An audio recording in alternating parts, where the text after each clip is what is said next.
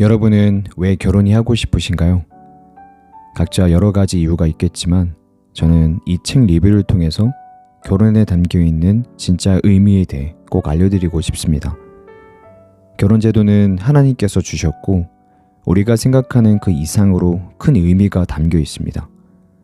이 의미를 알고 결혼 생활을 하는 사람은 하나님께서 허락하신 은혜와 기쁨을 더욱 깊이 누리게 될 겁니다.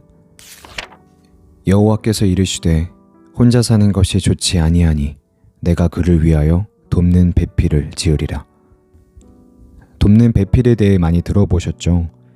이 단어의 진짜 의미를 알면 배우자의 본래 뜻을 발견하게 됩니다.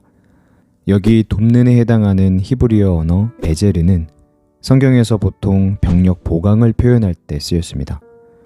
여러분이 전쟁을 하고 있습니다. 그런데 당신의 부대가 수많은 적군 앞에 쩔쩔매고 있다고 생각해 보십시오. 여기저기 폭탄이 터지고 혼란스러운 그때 갑자기 지원군이 찾아와서 전투력을 보강해 준다면 얼마나 기쁘고 든든할까요? 돕는 자란 단순히 조수를 의미하는 것이 아닙니다. 그 사람에게 없는 그리고 그의 부족한 부분을 보완해 줄 힘을 갖춘 존재라는 뜻입니다. 최초의 부부에서 아내였던 하와가 바로 그러했죠. 한 가지 더 유심히 살펴볼 단어가 있는데요. 바로 배필입니다. 이 단어는 영어 성경에 따르면 내가 그에게 그를 충족시키는 돕는 자를 지으리라 라고 쓰여 있습니다. 히브리어로 직역하면 내가 그와 같으면서도 정반대인 돕는 자를 지으리라가 됩니다. 이게 도대체 무슨 말일까요? 이 말의 뜻은 두 조각의 퍼즐을 생각하시면 됩니다. 양쪽이 서로 맞물리려면 서로 똑같아서도 안 되고 아무렇게나 달라서도 안 됩니다. 제대로 달라야만 서로 완벽하게 들어맞을 수 있죠. 즉 일치성과 보완성을 동시에 갖추게 되는 셈입니다. 나는 그 사람의 부족한 점을, 그 사람은 나의 부족한 점을 서로 보완해 줄 수 있는 그런 관계를 말하는 것입니다. 돕는 배필이 이런 의미가 있다면 우리는 그 배우자에 대해 기도할 때 어떤 기준을 가지고 기도를 해야 될까요? 첫 번째, 결혼에 대한 환상을 깨라. 성경은 딱 맞는 짝을 만나서 결혼하겠다는 것이 실현 불가능하다는 이유를 들려줍니다. 저자 팀 켈러는 목회를 하면서 결혼을 하려고 또는 결혼 생활을 유지하려고 안간힘을 쓰는 커플들을 종종 만나게 되었습니다. 그때마다 그들에게서 사랑이 이렇게 힘들 줄 몰랐어요. 애정이라는 게 자연스럽게 우러나와야 하지 않나요? 라는 식의 이야기를 귀에 못 박히도록 들었다고 합니다. 여기에 대한 기독교의 답변은 딱 맞는 짝 같은 것은 애당초 없다는 것이죠.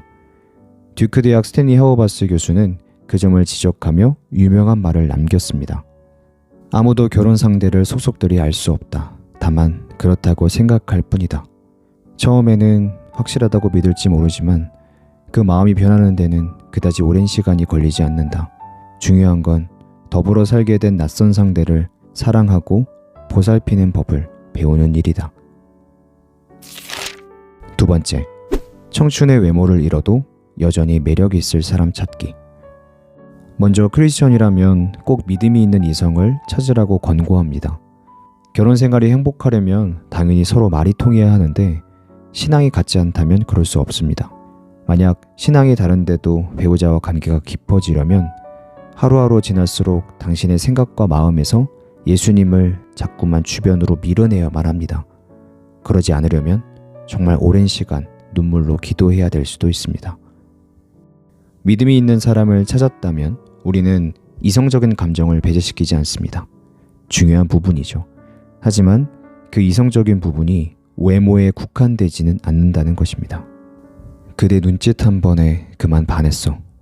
이는 아름다운 외모에 방점을 둔 표현이 아닙니다. 그대의 눈짓, 이 표현 안에서 상대의 성품과 인성을 알 수 있기 때문이죠. 실제로 몸이 늙어서 아름다움을 잃어도 눈빛에 담긴 배려와 지혜와 기쁨과 사랑은 더욱 그윽해질 수 있습니다. 상대의 눈에 매료되었다는 말은 곧 그 사람만이 가지고 있는 심성에 끌렸다는 말이죠. 세 번째, 내가 먼저 준비되기. 우리는 모두 이기적인 죄성을 갖고 있습니다. 이 죄성은 마치 암덩어리와 같아서 부부관계가 시작될 때 언제 터질지 모르는 폭탄처럼 숨어 있곤 하죠. 이 부분은 우리가 배우자 기도를 하면서 그리고 결혼 생활 중에도 반드시 다뤄져야 될 부분입니다. 사람은 누구나 상처와 약점을 가지고 있기 때문이죠.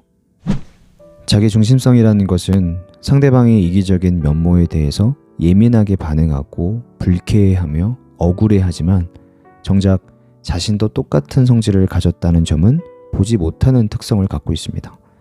성령님의 도우심이 없으면, 다시 말해서 영혼이라는 탱크에 주님의 영광과 사랑을 지속적으로 재충전하지 않으면 남의 유익을 앞세우는 건 고사하고 오랜 시간 원망과 원한을 품게 될 겁니다. 콧노래가 절로 나오는 결혼 생활을 하기 위해서는 삶의 중심에서 자신을 끌어내리고 상대방의 필요를 앞세우는 섬김의 능력이 필수적입니다. 이것은 성령님이 주시는 것이고 복음이 우리 가슴속에 살아 움직이게 되면 자기중심적인 성향도 충분히 다듬어질 수 있습니다. 누구든지 정말 좋은 배우자와 결혼하기를 원하고 계실 겁니다. 그렇게 되기 위해서 가장 먼저 우선순위가 되어야 될 것은 성경을 읽는 일입니다. 내가 먼저 예수님의 사랑을 알고 변화되어야 하며 결혼에 숨겨져 있는 비밀을 발견할 수 있기 때문이죠. 그 비밀은요, 다음 편에서 설명드리도록 하겠습니다. 리얼 크리스천 여러분, 기대와 소망으로 살아가십시오. 축복합니다.